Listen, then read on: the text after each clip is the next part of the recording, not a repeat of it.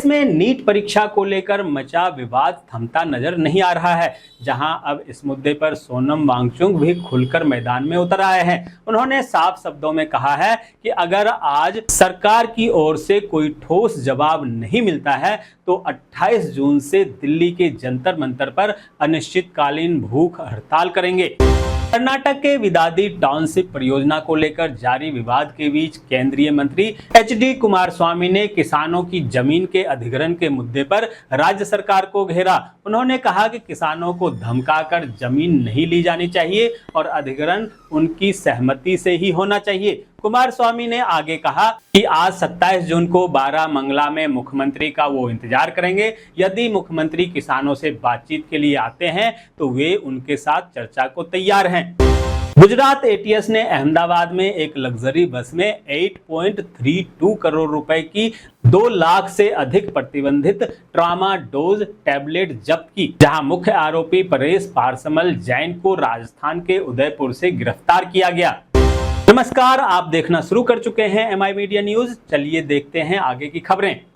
प्रधानमंत्री नरेंद्र मोदी आज से सेशल्स के 2 दिवसीय आधिकारिक दौरे पर जा रहे हैं, जहां इस दौरान वे सेशल्स के राष्ट्रीय दिवस के स्वर्ण जयंती समारोह में मुख्य अतिथि के रूप में शामिल होंगे। यात्रा के दौरान प्रधानमंत्री सेशल्स के शीर्ष नेतृत्व के साथ द्विपक्षीय संबंधों, समुद्री सुरक्षा और विकास सहयोग सहित विभिन्न मुद्दों पर चर्चा करेंगे। उत्तर प्रदेश का पहला इलेक्ट्रॉनिक पार्क ग्रेटर नोएडा में स्थापित किया जाएगा, जहां मुख्यमंत्री योगी आदित्यनाथ आज इस महत्वाकांक्षी परियोजना का शिलान्यास करेंगे। केंद्रीय सामाजिक न्याय एवं अधिकारिता राज्य मंत्री रामदास अठावले आज झारखंड के दौरे पर जा रहे हैं। इस दौरान वे विभिन्न सरकारी कार्यक्रमों में भाग लेंगे, अधिकारियों के साथ बैठक करेंगे तथा सामाजिक न्याय एवं कल्याणकारी योजनाओं की प्रगति की समीक्षा करेंगे। कांग्रेसी सांसद और लोकसभा में नेता प्रतिपक्ष राहुल गांधी ने कहा है कि नीट, वोट चोरी और संविधान जैसे मुद्दों पर वह हर मोर्चे पर जनता के साथ खड़े रहे हैं और आगे भी जनता की आवाज उठाते रहेंगे। उन्होंने इन मुद्दों पर केंद्र सरकार को घेरते हुए लोकतांत्रिक मूल्यों और संवैधानिक अधिकारों की रक्षा का भरोसा जताया।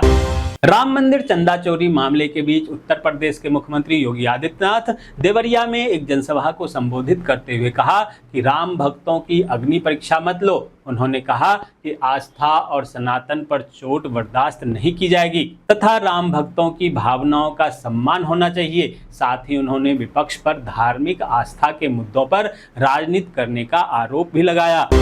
पंजाब कांग्रेस में बड़े बदलाव की संभावना बढ़ गई है, जहां राजा बंडिंग, चन्नी और रंधावा अचानक दिल्ली बुलाए गए। उन्होंने संगठन महासचिवों के साथ मुलाकात की।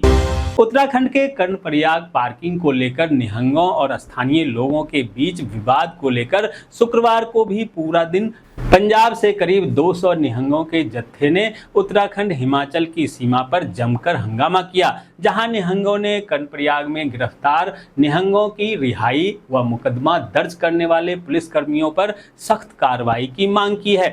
बंगाल की पूर्व मुख्यमंत्री ममता बनर्जी के लिए मुश्किलें कम होने का नाम नहीं ले रही है, जहां ममता बनर्जी के बागी सांसदों ने लोकसभा स्पीकर ओम बिरला से मिलकर पार्टी के असली टीएमसी संसदीय समूह के तौर पर मान्यता की मांग करने के लिए तैयारी शुरू कर दी है। केंद्रीय गृह मंत्री अमित शाह नशे के खिलाफ देशव्यापी अभियान को तेज करते हुए एंटी ड्रग विजन लॉन्च किया। उन्होंने अगले 3 वर्षों में ड्रग तस्करी के नेटवर्क को जड़ से खत्म करने का लक्ष्य रखा है।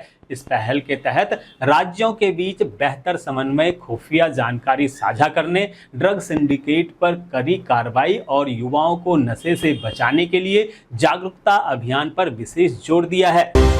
राम मंदिर चंदा चोरी मामले में गिरफ्तार सभी 8 आरोपियों को अदालत ने सोमवार तक पुलिस रिमांड पर भेज दिया, जहां उत्तर प्रदेश पुलिस आरोपियों से पूछताछ कर मामले में शामिल अन्य लोगों और धन के लेन देन की जांच कर रही है।